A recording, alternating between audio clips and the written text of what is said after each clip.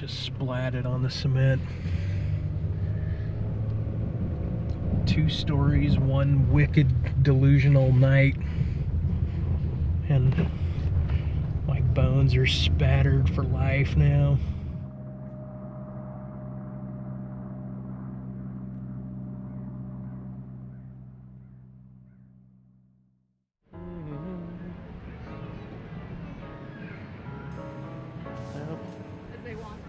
Yeah, they walk off.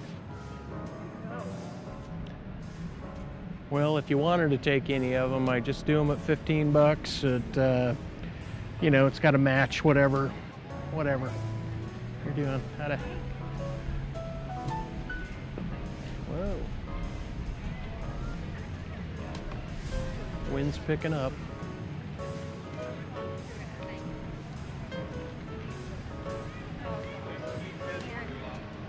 Yeah, I do really realistic stuff, and then I do really abstract stuff. Uh-oh, my goodies are flowing away. Yeah. Wow, he's feisty. Have a good one.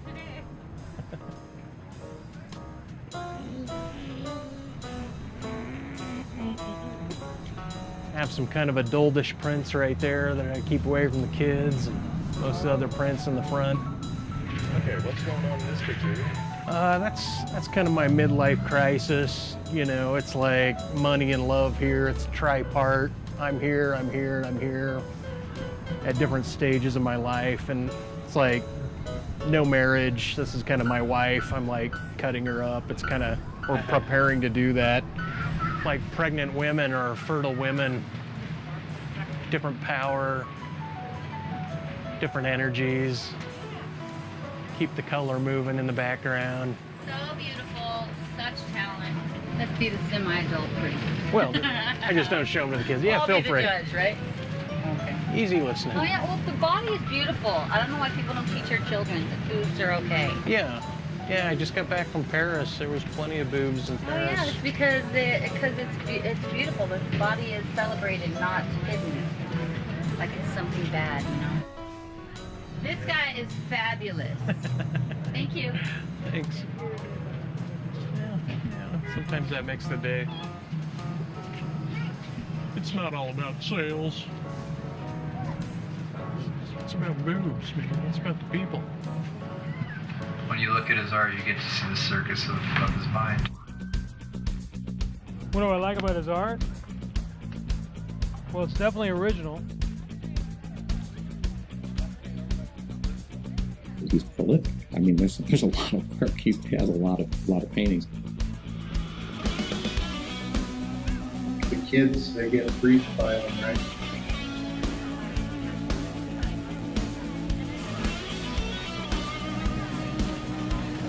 You're a big clown fan, aren't you? He's got crazy art, man. I'm gonna tell you right now. You could take acid and watch this. I think every time he goes down one of these new avenues where he's exploring, what do you call them? I call them the rubber band people.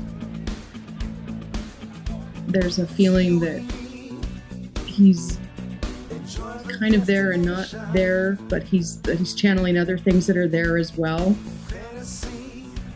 This is him in a love affair that went wrong. In retribution, she's getting dragged to a stump where she's going to get her head chopped off, which I like. It's just like a night and day switch. You can just go 1 page, 2 page, 3. He's crazy. I'm a leprechaun. He was a wholesome, well-adjusted boy who just snapped one day.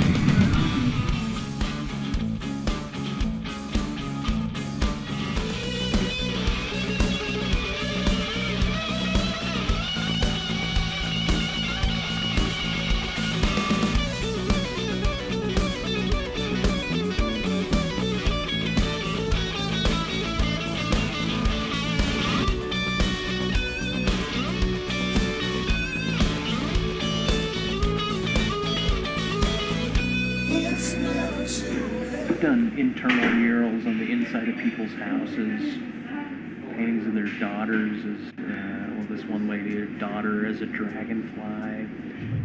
I got into this mode where I needed to paint spirals in women and orbs So I kept painting these women with orbs that were made out of spirals, and the spiral, I guess, represents to me fertility, feminine fertility. If you took a piece of film and you moved it through an hourglass and you looked at what was showing on the outside of it, you would see two pyramidal type shapes getting closer to each other as that plane is moving closer to the center. Well, it looks like to me you have some intuitive powers that want to come on, right? And they're actually wanting to cascade, all the way up, which might be that serpent energy, that Shakti. But what they want to bring up and turn on your intuition, your artistic ability, right? Because so you have that artistic ability that's trying to amp up and get going. But then men, you're in your life, said, hey, you're supposed to be a man, and men don't really run their energy that way. They didn't say it to you like that. As far as words go, because they didn't understand it, but there's a vibrational thing. Hey, men don't run their energy that way, right? Sure. So then you start trying to run who you are around it, and you have this whole thing wanting to come up so hardcore, right? And it can't. There's that little disease that shows up in the body where you're just wanting to run that feminine from the second chakra, which is about here, right? Sure. And so there's where your spine stuff happened, is where that feminine power wants to come out. You're just looking at my fat belly, right? No. I think his brilliance is the faces of women that he's able to capture. They have more of a life than a lot of female subjects in paintings that I've seen. And Mike's Snow White in the painting has just taken a bite of this apple, and the look on her face is one of pure, shall we say, exaltation or maybe ecstasy, like a woman who's just had an orgasm, kind of. A young lady came in with her mother. The mother kind of looked up at the painting and visibly flinched. And this, because Snow White, Disney doesn't portray that. These princesses don't have any kind of romantic lives, really.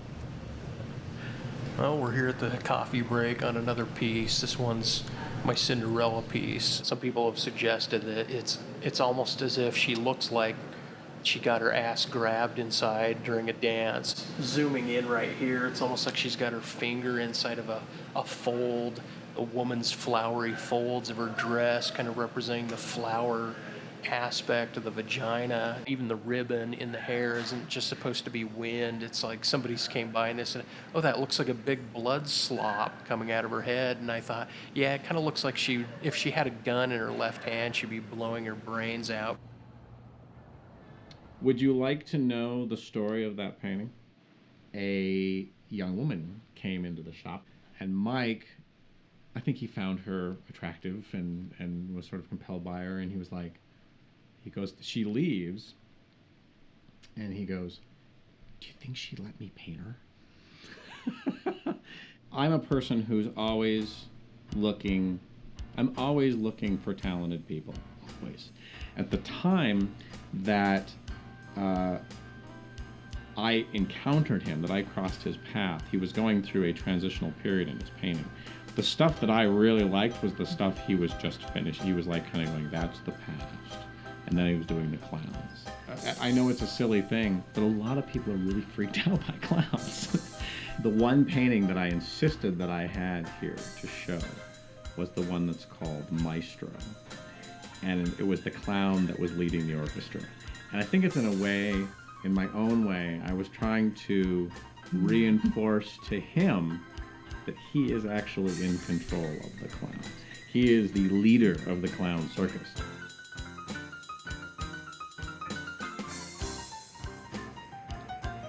Rodney the Gunslinger McClown. That was one of my favorite paintings. For some reason though, getting turned off, people are trying to turn me off of painting clowns, and sometimes I just love painting them. You think the clown kind of represents to you? Anything in particular? Yeah, man, it's like the gatekeepers between good and evil, you know? It's like the borderline character that's right there. It freaks people out, and it's supposed to be a source of entertainment. And the color, I think, just comes from like 14th or 13th, 12th century England. And so I think it's a representation of white Anglo-Saxon falderall. This is my souvenir from the storm, from the hurricane that came through New York. I think I'm gonna turn these into explosives. They're gonna look like exploding out of the sides. I'm really excited. Art is really the true historian to our people, and so therefore all of the history of art is really our true history. If you look at Mike's art, he's deciphering like all of the little teeny tiny fractional things that happen in one's mind. I find his clown paintings to be pretty scary, actually. Especially that he has this one where there's this one with the fist and the brass knuckles. And I was looking at it one day, and it scared me to know that that was my friend. I don't know what birthday it was, but Mike was over in my backyard, and out of the blue, he punched me in the face. And I guess it was because he couldn't think of anything else to bring me for my birthday but a punch in the face. And I just went into, auto beatdown pilot, and I think I threw him against the fence, and then when he fell to the ground, I picked up somebody's bike, and I was just about to just like ram the pedal of the bike into his teeth, and I looked at his face, and he just was kind of like too into it. So I stopped. You just mentioned a few minutes ago schizophrenia.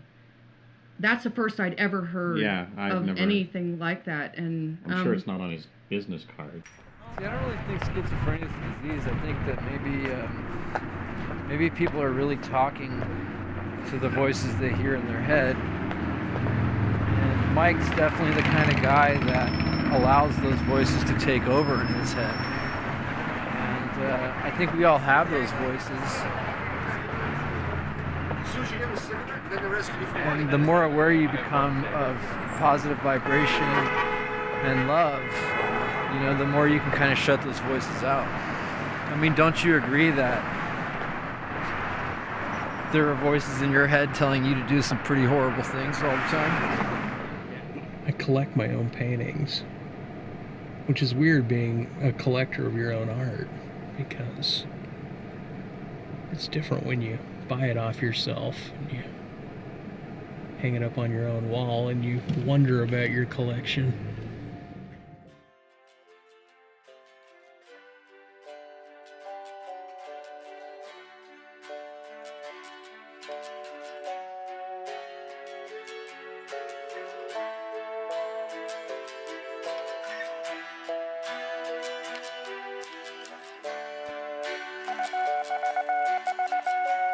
Headline edition, July 8, 1947. The Army Air Forces has announced that a flying disc has been found and is now in the possession of the Army.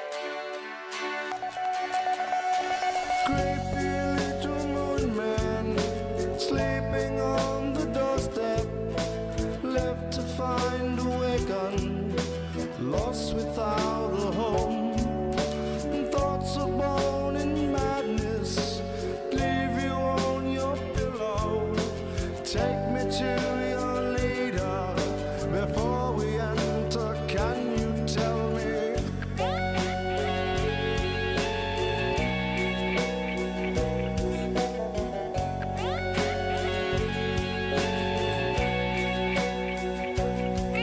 Mistreated, lonely madman, left behind the station, lost within translation, search to find the road. Pleasing leads to exile, and the painted trail leads home. Mystified by moonlit, leads celestial back home. Way back this soul began for who? This soul began again for who? Way back this soul began for who? This soul began again for who?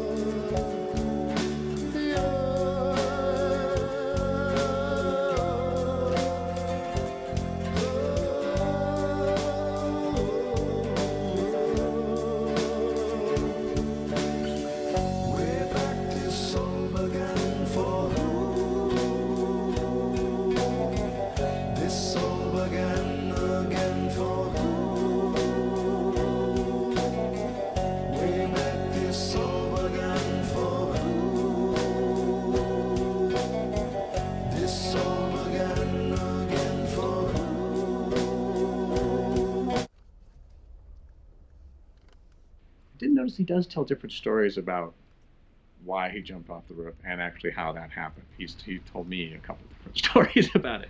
Regardless, he's in a lot of pain, and every time I see him, I immediately look at his feet and his lower legs and just think, oh, you poor thing. And now he's got a cat. And we like the cat.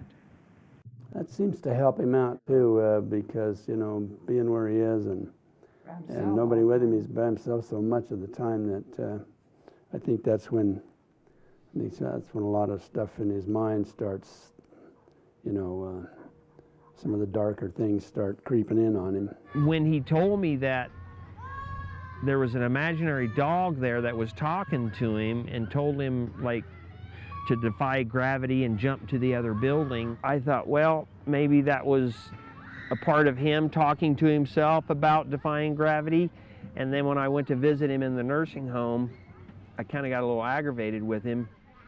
And I asked him, I says, so has your imaginary dog who told you to jump, has he come to visit you? And he said that he hadn't seen him or heard from him since that night.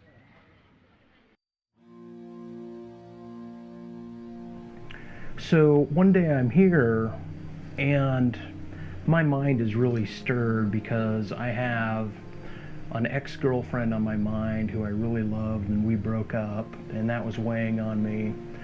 And a family friend, I went to say goodbye to him. He was on his deathbed the day before, so his death was weighing on me. And I couldn't stop thinking about pyramids and about how two pyramids could go together to look like an hourglass and then slide into each other like a Star of David and then turn into a 3D Merkaba, and then that turns into a pentagram. I kept thinking of these geometries. I kept hearing feet on the roof, like people were landing on the roof walking. And I kept hearing voices on the roof and then kids' laughter on the roof. But it was at this wall, right up above, where I always heard the footsteps. And I had drawn a pentagram and I had placed it on the ground, just like this one, and it was on the piece of paper here. I got the Habu snake out of the fridge, thinking this is an elixir of truth, and I found a light bulb. There was the sounds on the roof, and all of this thought, and I just took the light bulb and I slammed it down onto the pentagram and I broke it.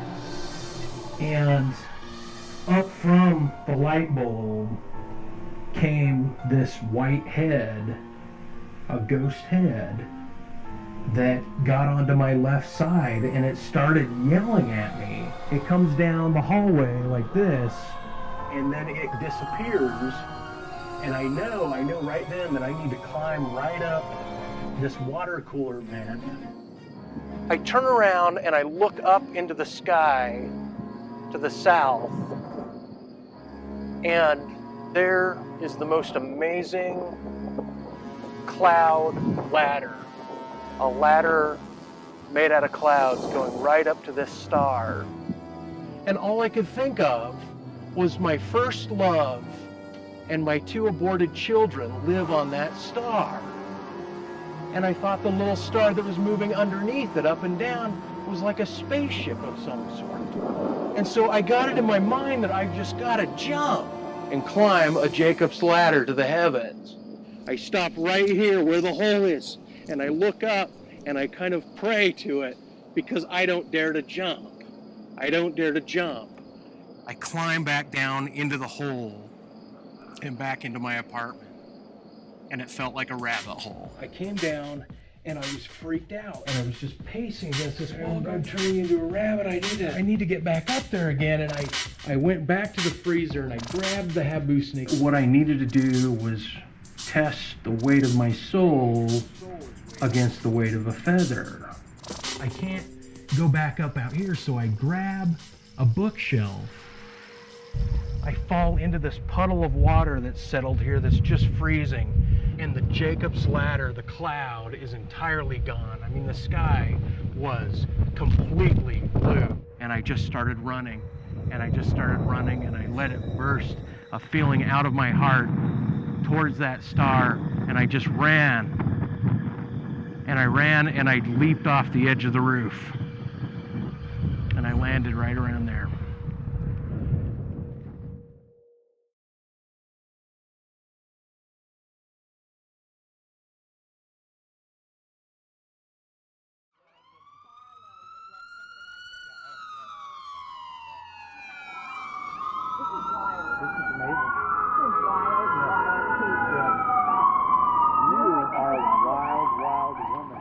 Hi, Mike. I reckon you might see this someday. And I would just like to encourage you, as I have in the past, to change your name to Will Fahl. F-A-H-L. And he failed even at fucking jumping off a building and killing himself twice now. You can't measure the ocean, but it can measure you. I don't know what the fuck. Artists are crazy. I, as you can see, am breaking 80 pages of vendor laws. I'm not supposed to have a table longer than 8 feet or deeper than 3 or be this close to the curb or higher than 5 feet. I got 4 tickets I got to show up for next week. And as an artist, you are, especially as a street vendor, you are hounded everywhere you go. You're a criminal. Are you gonna see Mike? Yeah. Well, I got something for you. This is a new one dedicated to Will Fahl. It's called Eat Shit and Die. So I saw a few clips of you. I got an Eat Shit and Die bumper sticker. Oh yeah. Yeah, you got one coming. Yeah. Well, I already ate shit and died, and now I've come back to life again. You've got to stand in front of the mirrors, the infinite reflection of mirrors. Yeah, apparently. I mean, I've gotten on the roof a few more times. I get obsessed with the idea of jumping. Everybody's got their vices. Just figure out what it is. Where did your heart get hurt? Listen, man, anytime somebody hurts somebody, it breaks their heart, it's not just in that moment that they're breaking their heart. They're setting up that person for heart failure later in life. It's not for me to try to figure out in a phone call. It's your job. It's not my fucking job. Sometimes language is the last thing. It's like sometimes I'm in a total blank. I don't have an inner monologue. Other times it was all inner monologue, just going crazy. And then at one point in life, I lost my inner monologue where I don't even hear myself think. And that became a whole different mode of living where everything kind of collapsed. And I'm a full believer in multiple dimensions. All I'm saying is I hadn't experienced the shit that I experienced back in the day, and now that I have, my angle of perception on things is a little broader than what it used to be. And it's gone through narrowing pipes of vision, narrowing vision, and then I got out of that, and I feel open. I feel like I consider more things now than I used to. A bunch of painkillers? I am. Yeah, I don't associate painkillers with being too clear-headed, but isn't there a reason aren't we supposed to feel pain? Right, because it wasn't a double-headed, triple hedron and a ladder, Jacob's ladder, that fucked him. It was he that fucked himself. It's him, he's got to own this shit. Own every part of it. This is printed directly on wood. How much is this one? 60. Maybe 40. A couple scratches.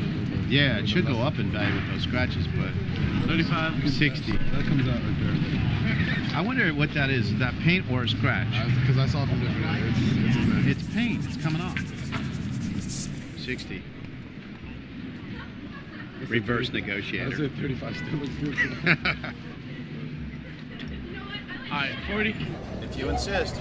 Score. Thank you, my friend. So he's selling it in Utah.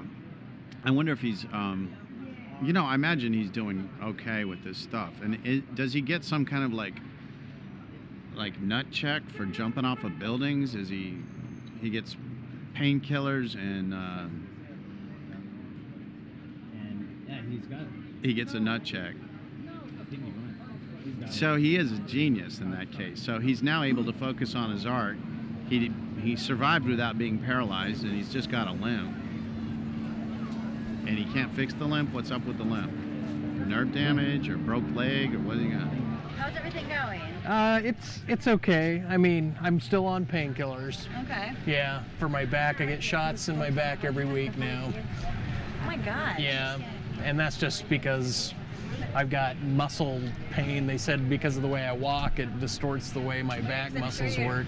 Well, you keep So I am doing still, this. well, I that's my fidgety habit that I got. I keep going back and forth. I don't know what to do about that. Well, I'm glad to hear everything's going good.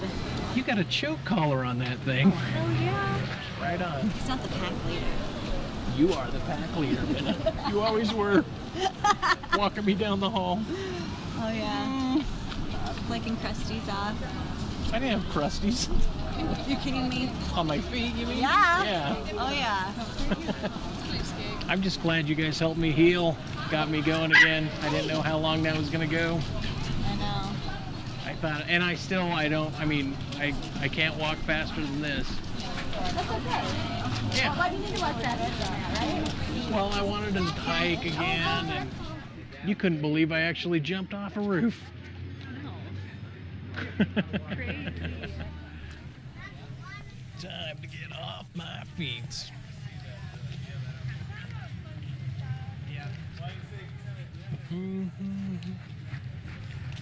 Wait for the next sucker to come by. Next sucker wants to look at my artwork.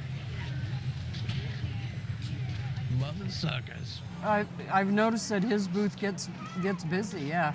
There was one, I don't see it today, that he had hanging up that I thought, that's telling a really interesting story about a family unit and, you know, the woman in the family and the man and the baby was in there. So there was some kind of story that was absolutely being told about that photo. See, all of this outline there is, I think, to me, kind of distracts from whatever else is in the painting, you know what I mean?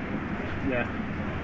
I agree. Kind of annoys the eyes a little. At least mine. How do you mount it? It would take is me run a along week the to get it back. mounted, and then That's why I would I have put a border kind kind of around it that I would stretch it around. So then the signature is about where it'll be an inch around the signature. If you want me to mount it, it's still fine. You want to just take it? Yeah, I'm gonna take it. Hang on, let's see. Swipe card, charge. Yeah, should be right. Card not charged. Swipe quickly.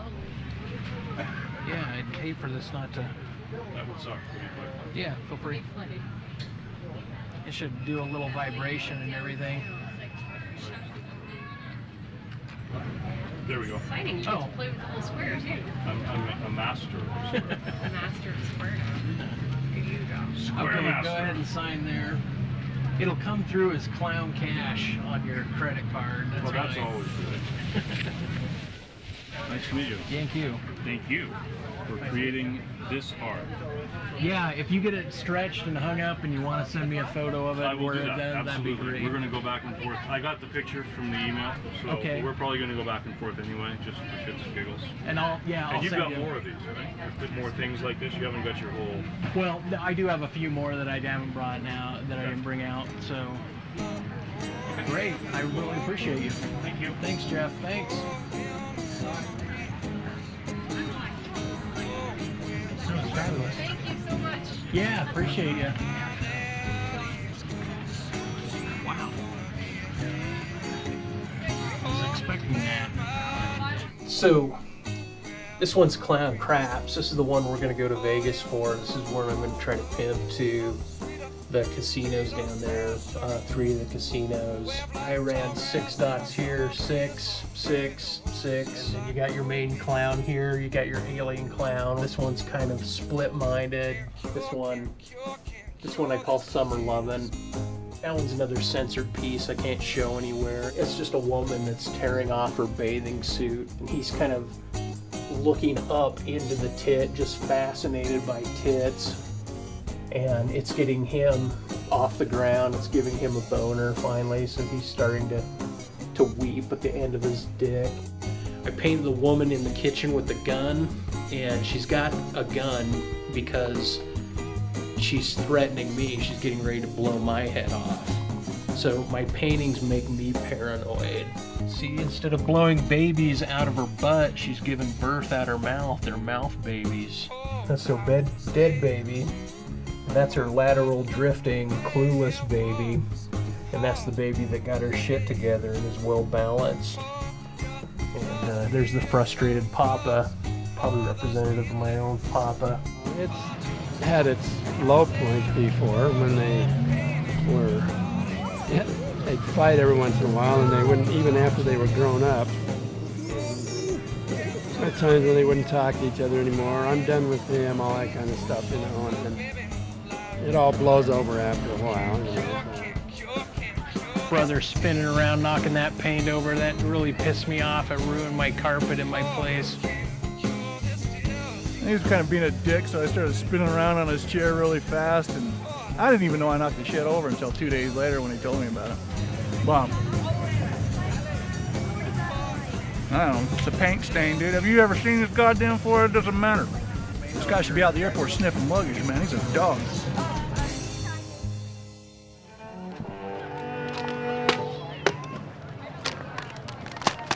More upbeat. Come on. Let's go. I want to hear something really jazzy. Come on, really spunk it up. I mean, you only got like $6 in there. Come on. Let her alone already. Why, man? No plucking.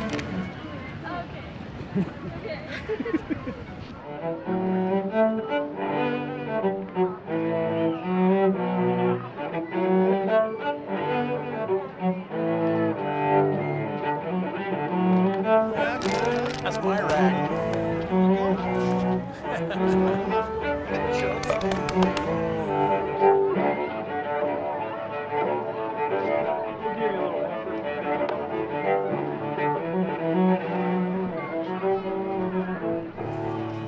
See you, knucklehead.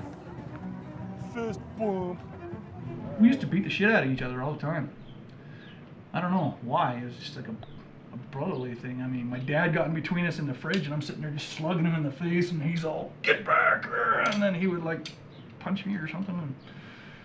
But the thing is, though, we'd drop all that if anybody else tried to come and beat us up. Either one of us, we'd go try to rescue each other and save the neighborhood.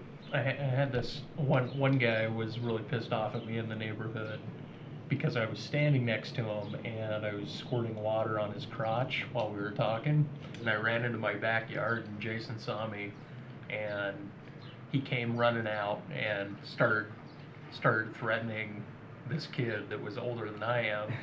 Jake's younger than I am, and so he's all, can I beat the HE double toothpick at him? To my dad. My dad just like... My dad showed up also. Wearing his prison clothes from when he was working at the prison. And he's just like, what the hell? An HE double toothpick? What the hell is this kid talking about? Get your Mormon ass out of here. I don't know. That's another thing too, we were blackballed, man.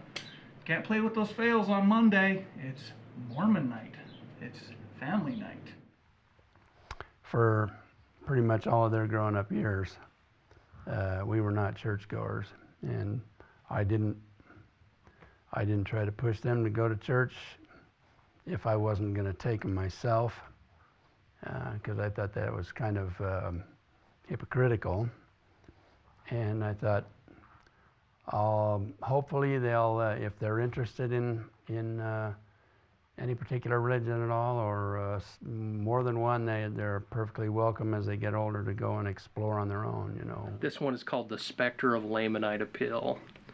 And what it is it's the president of the LDS Church, Gordon, or I wanted to say Monson, but Gordon B. Hinckley, being scalped by a Lamanite woman. And a Lamanite woman in Mormonism is the opposite of a Nephite. So you got Nephites versus Lamanites. And so in Mormonism, they are always blessing the white and delightsome instead of the dark skin. And I remember taking the kids to church. David's Episcopalian, I'm Catholic. And the church that the church that we attended was up in Kearns, and they had in there, it was a regular church, but up in the back of the church, they had a glassed-in area that was called the Cry Room. Doug is picking up the gum from the bottom of the seats and putting them in his mouth. He is running and jumping on the benches there, and Mike and Jason was bawling his head off, and I thought, what am I doing? And I just picked them all up and we left. I thought, this isn't church. I mean, if you were not Mormon, you were being in oppression. We know what it's like to be black, and we're not black in our own damn neighborhood growing up because of the religious persecutions. I think, anyway. You know, It was pretty stiff. I mean, there was a lot of it. yeah. And not to mention, my mom friggin' wanted to get some pants made by the Mormon lady up the street. Holy shit! My mom's like tall as me, skinny. This lady's big and fat. She shows up with these newly sewn pants, like 45 triple. I don't think that has anything to do with her being Mormon, though. I think it has to do with her being... God, yeah, you're right. I'm not following the point here. What's the point? The point is that, yeah, man, I mean, I think we would have been better off growing up in another state. See, Doug's into film. Film He's and been theater. acting for years, but our grandma used to hand us pencils and paints and say, draw us a carrot. Yeah, I'm a pretty good drawer, painter. I mean, I started doing it, and then he started doing it, and he ended up being much better at it, so I kind of went on to other things. You stayed away from the neighbor kids and hung out with the friends that we had to commute Well, to you go and see. you and Jason were closer in age and had friends that were of the same age as you, and I didn't have a lot in my area, so I just holed up in my room. But you used to always play games and set up cardboard cutouts. Big elaborate robot machines and dispense give out candy. and He always had creative things for us to do all the time. And I'll give him that, man. He'd always keep us entertained with some kind of a game or a project or something that I would never do on my own, you know. Yeah. And that was cool, you know. And then these guys were like, when they found out he was gay, you know, like, I didn't know at the time, and like, the neighborhood kids and everybody were sitting there calling him faggot and shit up to his window, and he was just up there like, go away guys, and crying, and like, pretty soon there's a whole herd of like Mormon kids from the neighborhood sitting there yelling at the window. I felt bad for him, but then, you know, I didn't care because I already knew. These guys were trying to shelter me from something that I already knew, and I don't care about his sexual orientation. I don't know him that well because I haven't really hung out with him that much. Except he's been gone for he's he was 18. been gone for 20 some odd years. So, you know, as a person, I'd like to get to know him a little better. As a brother, I'm always going to be there for him, no matter what. Even with this guy. Like, what do you think about my jumping off a roof? I don't know what goes on in your head to lead you to do something like that. Yeah. And I'm not sure if you know that either, but you know, when it happened, I was a wreck. Don't know if you knew that, but you know, I had to take the day off work. I was bawling, and so it affected me, you know. But at the same time, I'm glad he's okay, you know. As far as his mental illness or whatever you want to call it, he doesn't show it to me as much as he might show it to my mom or other people. Like my mom also, like 2 times, 2 years, probably maybe 7, 8 years apart, she freaked out at Christmas, and And she'd get upset that we weren't decorating the tree or that we didn't have the Christmas spirit or something. And so she grabbed the tree and just dragged it out to the back porch and threw it. Like, fuck Christmas. Well, I did that mainly because you guys were all older, and I didn't want to put up a tree that year. And Michael says, "Oh, put up the tree." And I said, "But I don't want to decorate it."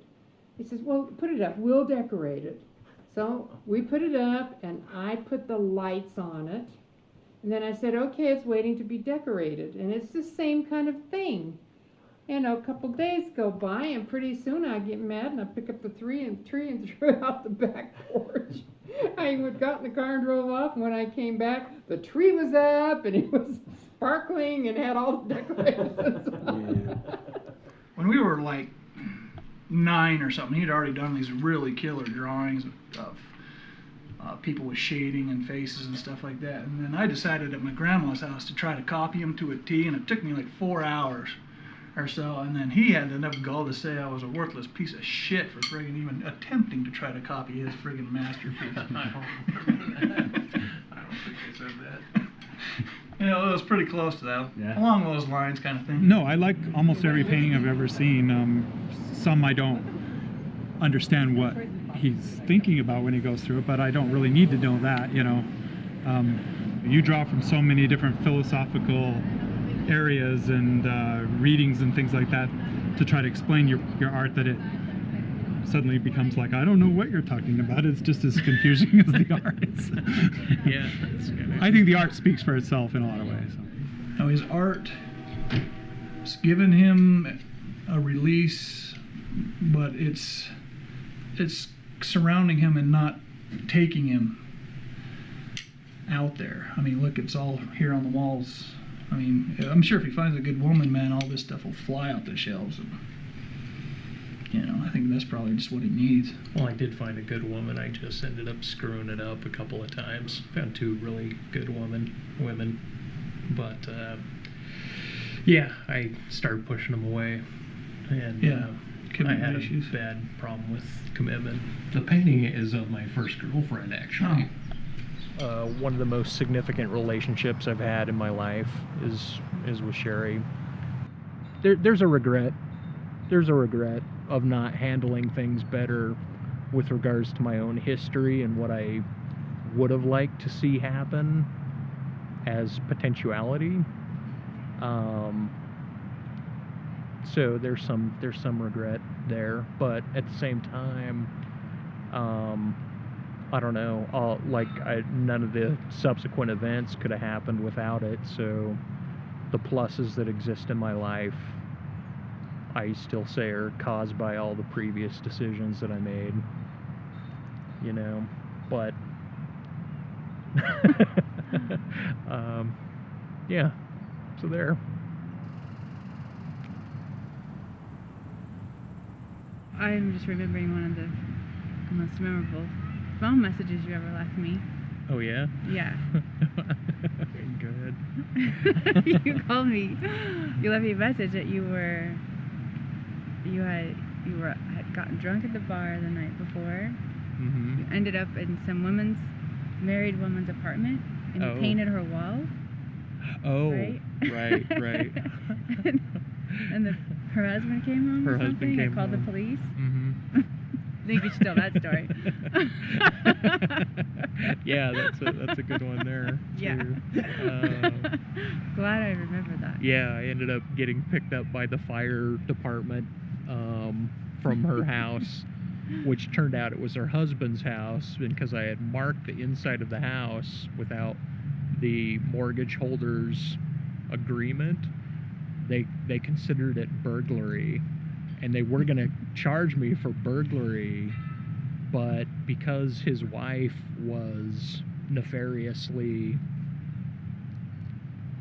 attempting to connect with me, then they kind of dropped the charges, and she was using methamphetamines, so I reported her for using methamphetamines around her child, because she had a child in the house.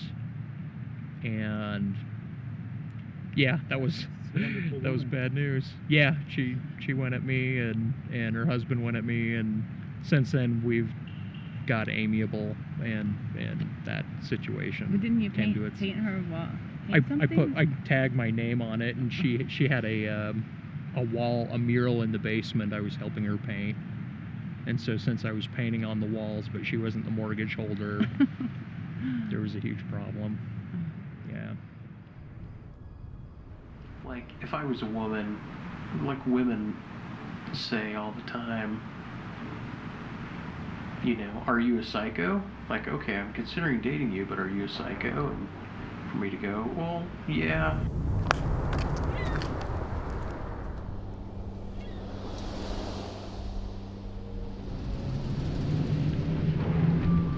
That's the corner I'm gonna stand on, hand out postcards to people. Maybe I'll pick that corner over there with that homeless guy on it. The majority of psychological meds are, the percentage of the results are so close to the placebo effect. And I don't trust it. I don't trust the field of psychiatry. I think that a lot of it is bunk. Michael has a place where he goes for his medication. He also sees a psychiatrist. 15 minutes a month. Now, I don't consider that therapy. Does it help you? I guess going through the process of acting like I'm getting help makes me reflect, like, okay, I've gotten help, therefore I should be a little bit better. It's more of going through the process, but no, the therapy doesn't help. There's no endurance. More time than that. Sure. But they do not devote an adequate amount of anything for mental help in this state, at any rate.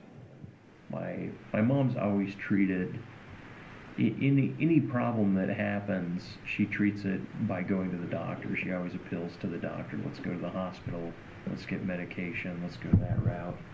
And I've always found, like, okay, this is a habituation of my mom that's not the way I want to be treated, and so that's kind of my appeal to not doing it. It's my opinion, based on the doctor's opinion, based on the fact that when he gets his shots, he's more even-keeled and more rational, kind of a thing.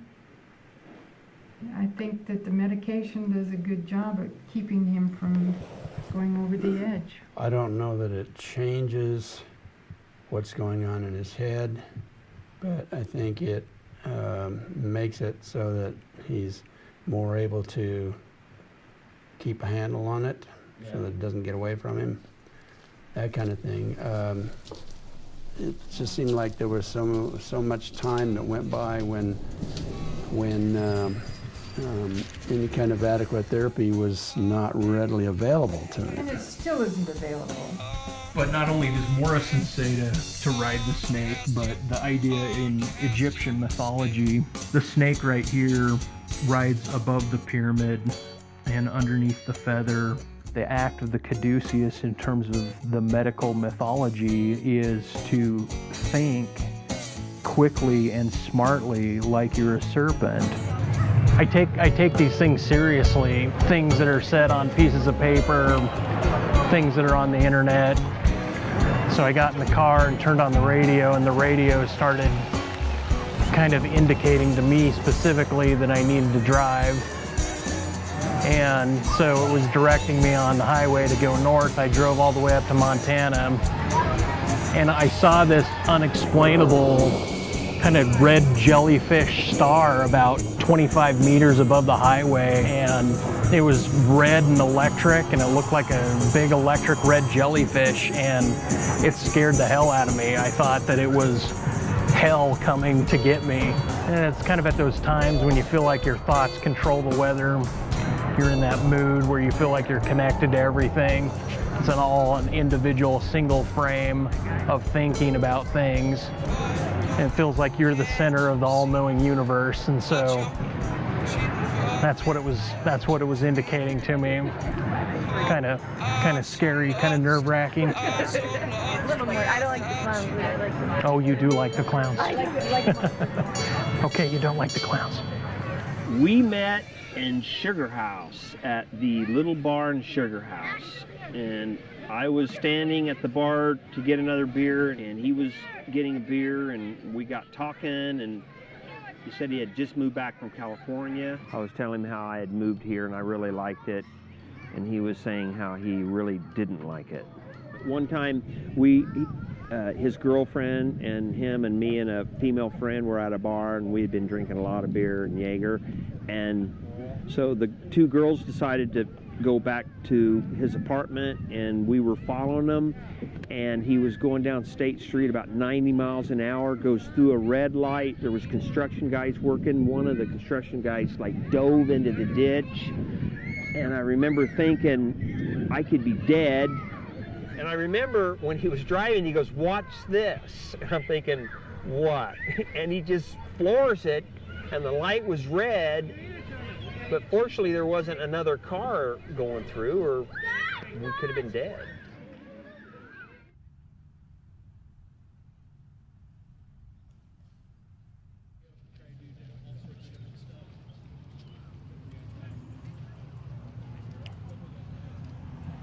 How long have you been doing it for?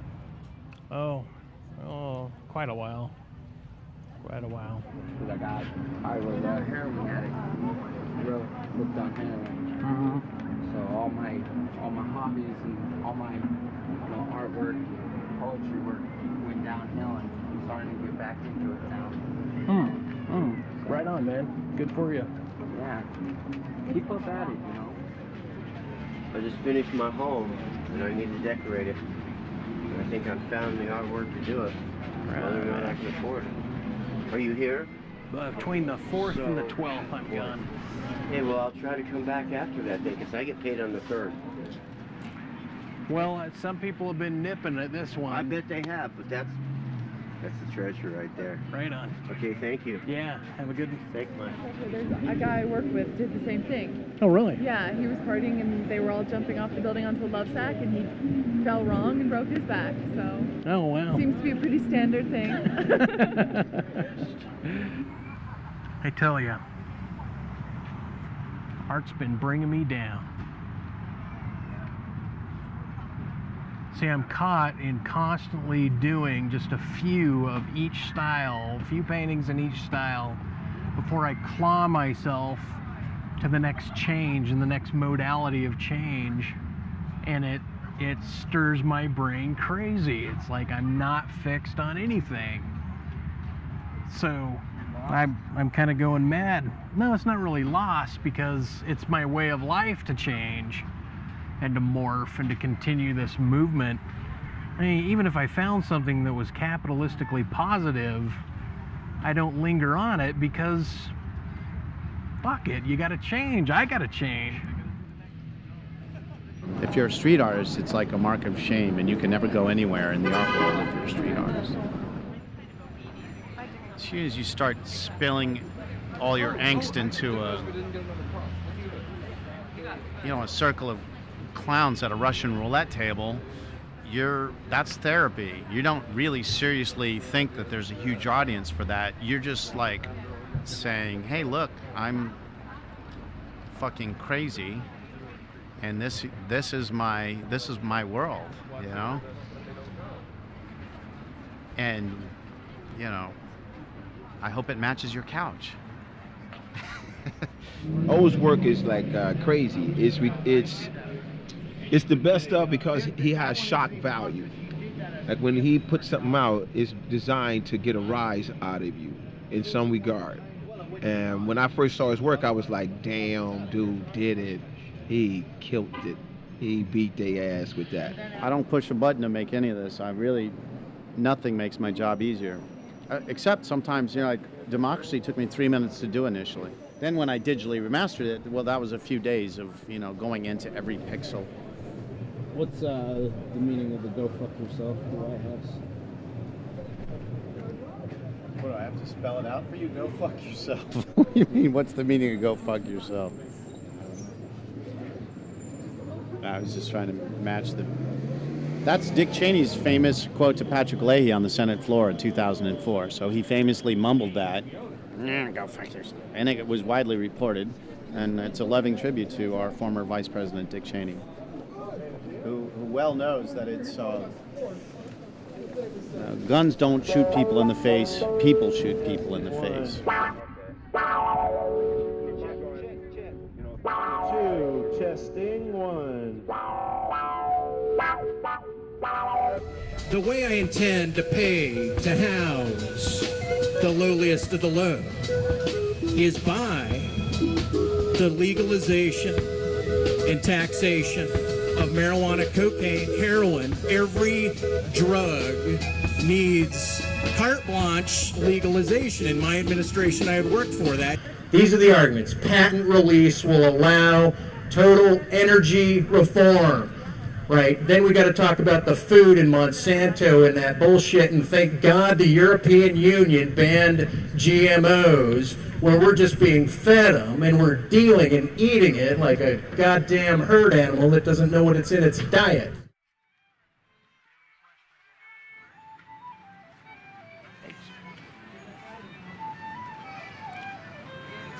So what do you think about like a fight club sort of ritual that goes on where people attack the federal government? Right. I'm surviving. I'm getting along. Yeah. So they're not bothering me too much. I'm not going to waste my time. More Right. important things to do. Right. You know what I mean? Right. More important things to do.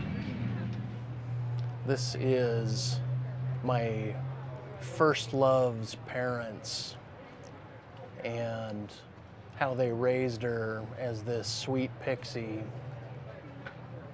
and then she was just there kind of in her youth blowing pixie dust, dandelion wings, and then I met her and she straightened right up and she went to a holy place. She went to Love. And then we parted right there.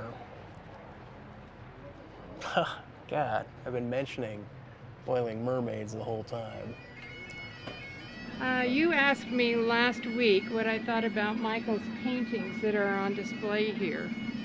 And I wanted to tell you that I think that they are really very unique and very magnificent. They've got a lot of really neat colors involved that just pop out to the people. Some people really like clowns, some people don't like clowns, so this doesn't appeal to every audience. We have over here gambling, and this right here would appeal to people who like to gamble. This one would be, I don't know what holding up would appeal to, but somebody might like that. Over here we have a painting, and this is one of my favorites, and it's of people eating and cooking mermaids.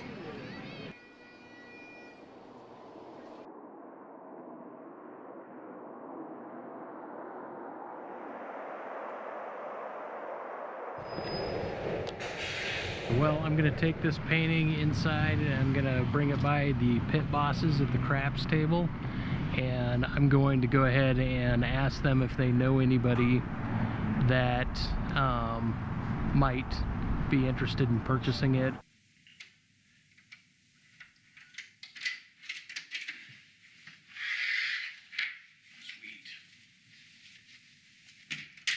So I went up to a pit boss and I showed him the painting, and he's just kind of brushed me off.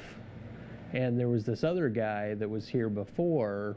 I recognized him. I said, "You're the guy that gave me the number last time. Do you have that number again?" And he's like, "No, you're mistaking me for somebody else." And I said, "Oh, I could swear it was you." Because I brought the painting in one time when I was paranoid, and he took a look at it. He didn't really acknowledge the painting at all, but he says, "What are you trying to do with it?" And I said, "Well, I'm trying to find it a home."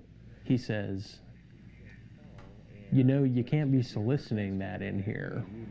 I wanted to see about setting up a specialty room for them.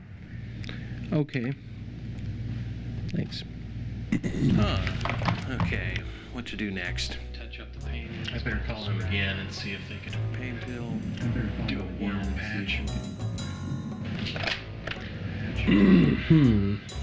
Well, I'm an artist and I produce artwork. Okay. Thank you. I just spoke with the front desk.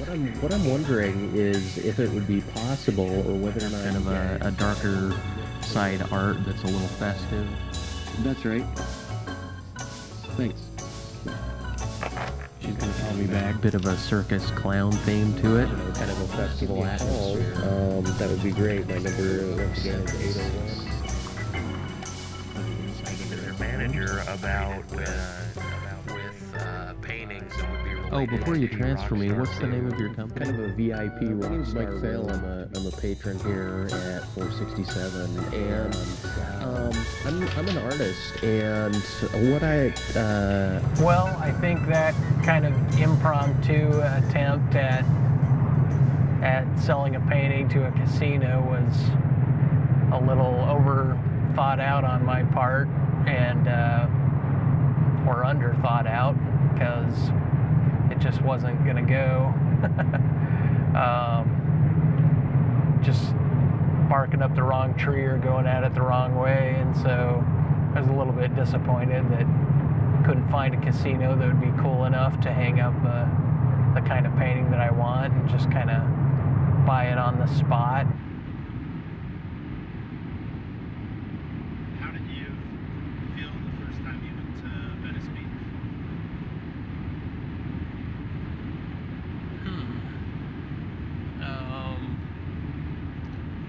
Well, the first time I went there, I didn't really know about it. I stumbled across it.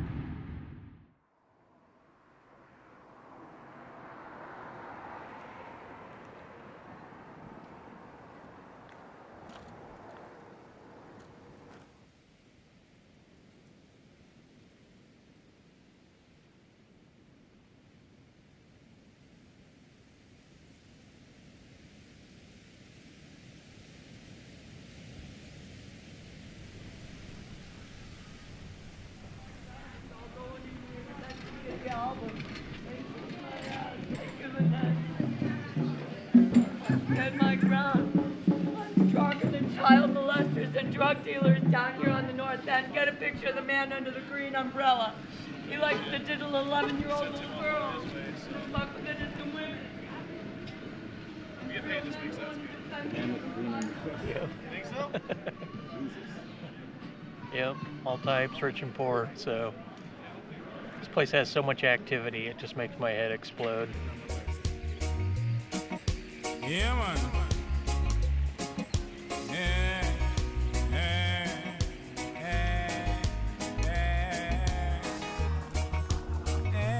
Tell me when you're ready. Ready to make the money.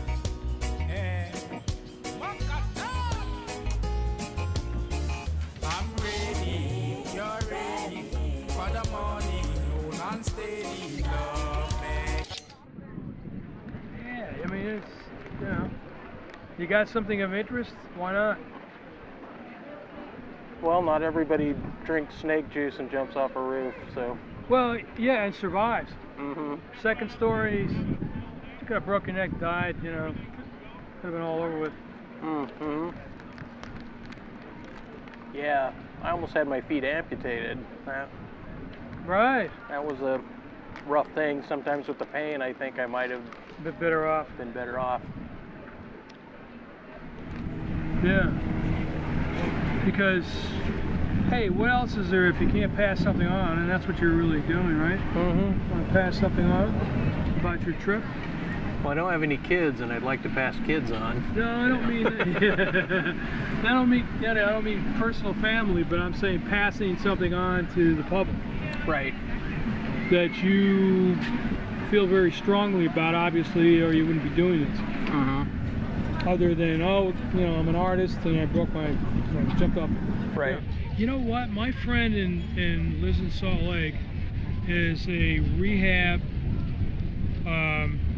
She has worked with alcoholics for years, because she's an ex-alcoholic, and maybe I could find out more about that kind of thing through her.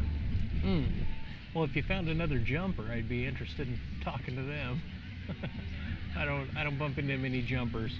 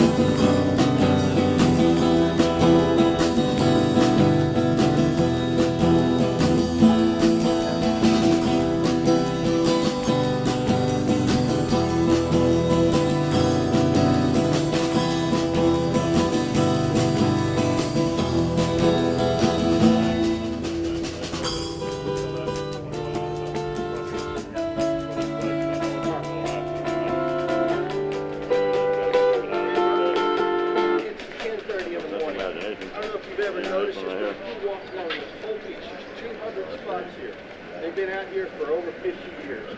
Nobody starts playing. You notice this? There's no music. Go anywhere where there's musicians, anywhere around here, there's no music to folk club. People are nice because all of these people, like these guys here, they all party till 4:30 in the morning. They got a right to do it. They live there. Why would they want you beating down their fucking eardrums at 10:30? Wow, dude, do you have to talk to them like that, though? You're fine where you're at. You're fine. Everybody does the same thing. Dude, play your damn music. Just play your music. You're fine. He's a jerk. Just play your music, dude. You guys are doing fine. The artists need your music, okay? Yeah, we need your music.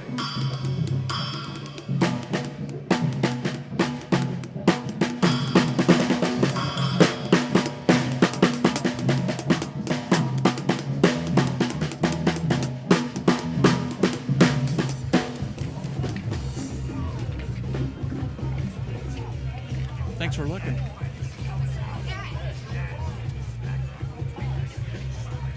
Yeah, you know. You got to talk to them. No, I know. Sometimes. Everything's a little bit of a spit. It's been a spit for me because of being cloistered in Utah too long, not being down on the boardwalk. Kind of feels like now. I'm not blaming it on Utah. The market, though. Hell, you get a lot of people Market's through okay there. in Salt Lake. Yeah, you get people in there, right? Yeah. What would you give me for that? I don't know. I mean, I'm not ready to take it right now. Well, that's if you like it. You could take it. I'd probably say like 65. I'd sell it to you for 65. Today only. I'll keep that in mind. Okay. Have a good walk. Thanks for stopping. Have a good day. Yeah.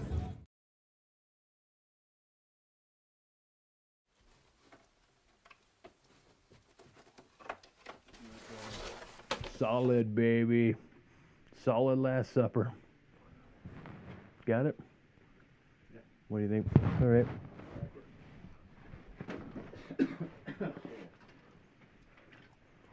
This, I believe, is my very first painting. One of my very first paintings. We still going? Another guy. No, this is a guy that was modeling. There's a dead woman who just got shot in the head laying in her bowl of spaghetti. That's what I was cutting out, trying to remove myself from that kind of drawing.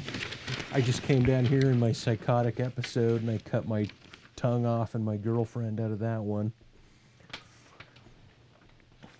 So, I can't remember what this one was titled, but or what the assignment was. It was a college assignment. Look at the camera. Man, you're the cameraman. I get to look at the camera. Anyway, so the little girl is looking at the piggy bank in the antique shop, and here she is at the real bank smelling bacon, smelling that money coming up from below.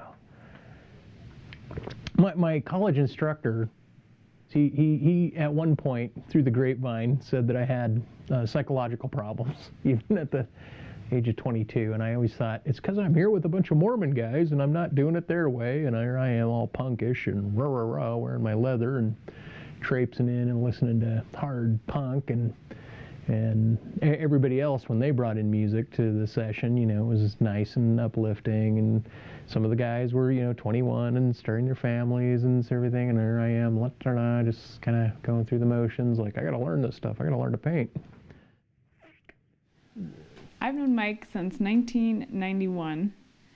He and I met in Logan at Utah State, and I was afraid of him for a long time.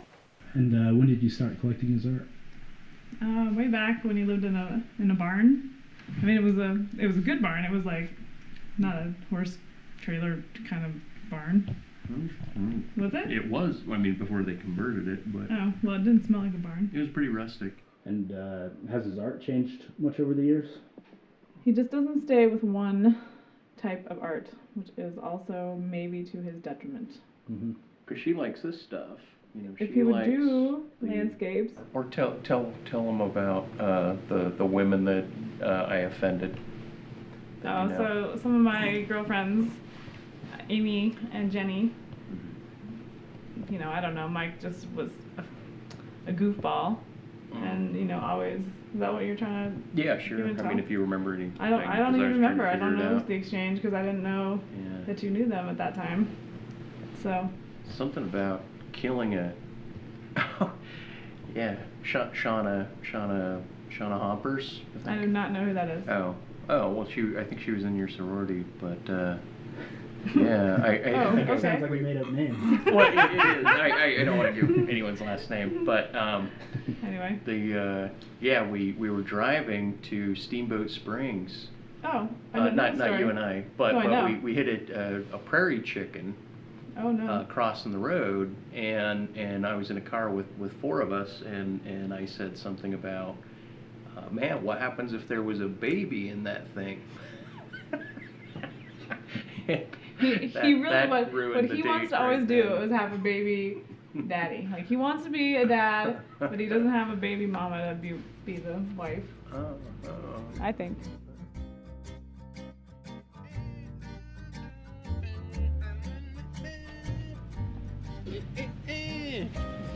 Been selling a lot?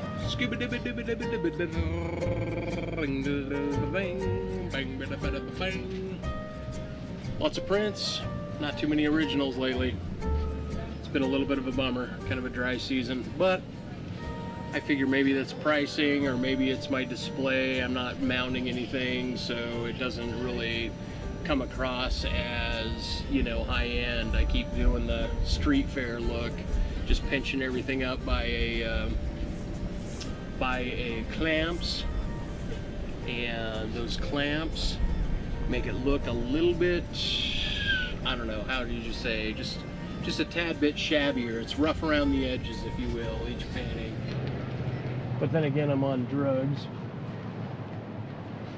Still. The ongoing thing. Hydrocodone, gabapentin, naproxen, a little bit of street morphine, which I shouldn't mention. I see what he's doing as being an incredibly powerful and successful process for himself. And I think that in a lot of ways, and in his particular case, that's what's more important than anything. Through his pain and through his struggles and his journeys and all of the other things that he is, he still technically executes at an extremely high quality level. He permanently has my admiration. And I'm not saying the road ahead of him is going to be an easy one, but I think it's the lack of ease that makes his work as good as it is. Many perish because the way is too easy. It's true. Yeah. In the wake of the storm, I was shaken, I was reborn. Got another shot, And that's when make it's it to all the top today. about. Okay. I just met them in a bar. I had no idea, but they wanted to go, and my sensation was this guy was at that age, maybe, between late 30s and 40s, maybe where your dick or your interest in sex changes. So he's very frustrated, and then he can't get it up. He knows he can't get it up, and he's pissed. And yet she's a little bit uptight about his approach because he's not treating her like a lady. I proceeded to take off her shorts and strip her down, and lo and behold, this showered woman had the most beautiful, terrific, full pubic growth hair. I already know after 84 ounces of alcohol that I was still like not gonna hit that. I don't remember the dialogue. All I know is he ran on me and knocked me down. And then there was a turnover, and then another turnover, and he decked me twice, and then I reached up and grabbed his head and pulled him down and said, "Why you gotta be hitting on me, man? Why are you hitting on me?" The guy got 2 face shots. I held him down, held his head down, got the choke out, but he hit me in the ribs one more time. I got him in the side of the head, bam, bam, bam. And then I'm like, "Where's my fucking glasses?" Because he took my glasses, broke my sunglasses. That was the worst part of it, is that I had some great sunglasses that could have covered all this, right? Which is weird because I just finished this painting of a fight, right? And then I'm getting in a fight, which then it's almost like serving that coincidental, you create your future karmic sort of role connection thing. She hits her on the head, she stabs her in the tit.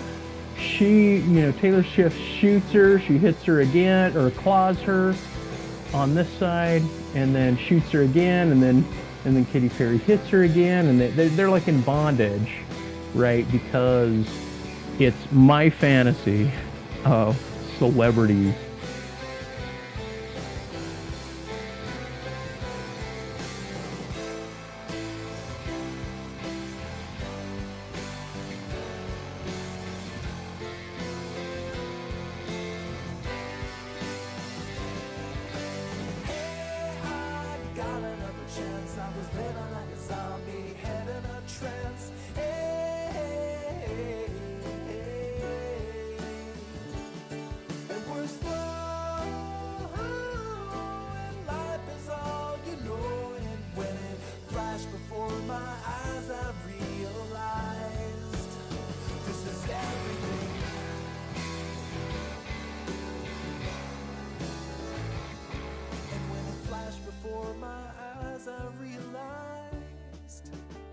This is everything.